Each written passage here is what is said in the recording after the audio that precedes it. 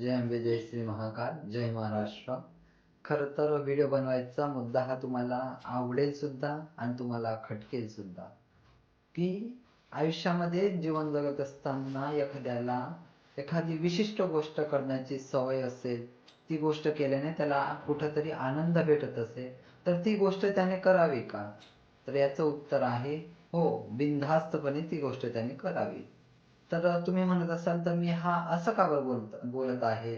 मी माझा स्वतःचा अनुभव सांगतो, की मला सांसारिक व्यतिरिक्त मला अध्यात्मामध्ये माझी रुची आहे. अध्यात्मामध्ये रुची आहे म्हणजे मी काही अचानकपणे अध्यात्मामध्ये उतरलो वगैरे असं काय कुठलीही गोष्ट नाही. जसं लहान लहान होतो, लहानपणापासून मला अध्यात्मामध्ये आवड होती. परंतु मग मी हीच गोष्ट माझ्या गुरु महाराजांना विचारली, की गुरु महाराज, माझ्या माझ्या वयाचे लोक अध्यात्मामध्ये जोडत असतील तर त्याला समाजाचा त्रास का होतो गुरु महाराज? तर गुरु महाराजांनी मला सुंदर असं हसून उत्तर दिलं, की बाळा, समाज आधी त्रास देत नाही, त्रास देतात ते आपलेच, ज्यांनी आपल्याला लहानाचं मोठे होतपर्यंत बघितलेलं असतं, ज्यांनी आपल्याला आयुष्यभरा मध्ये आपल्या आजूबाजूला राहून आपले जीवन बघितलेलं असतं, त्यांना आपली प्रगती सहन होत नसते. असं उत्तर ही तर गोष्ट खरं आहे. कारण लोकांचं झालं आहे असं, ज्याला नाही ज्ञान तोच देईल ज्ञान. म्हणजे लोकाच्या पोराचं बघायचं वाकून आणि आपल्या पोराचं ठेवायचं झाकून, असं झालेलं आहे. की म्हणजे लोक बोलतात, की हा खरंच देव करतो का? मग हा एवढा देव का बरं करतो? याचं वय काय आहे? याला काय गोष्टी केल्या पाहिजे आणि काय गोष्टी केल्या पाहिजे, याला ज्ञान नाही का? तर मला अक्षरशः हसू येतं त्या लोकांवर, की तुमचे विचार किती खालच्या पातळीचे असू शकतात.